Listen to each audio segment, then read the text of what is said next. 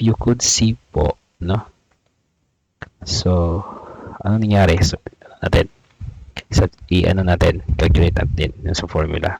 So, IR is equals to rho 2 pi L ln R2 over R1. Yan.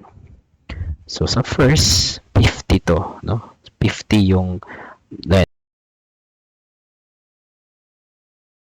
Kung 50 ang length, mega ohm ang resistance. So, what will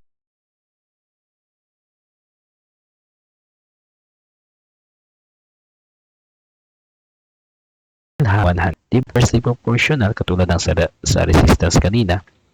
So, inversely proportional, if nag-times 2 yung ating length, anong mangyayari yun sa isolation resistance? So, magiging divided by 2.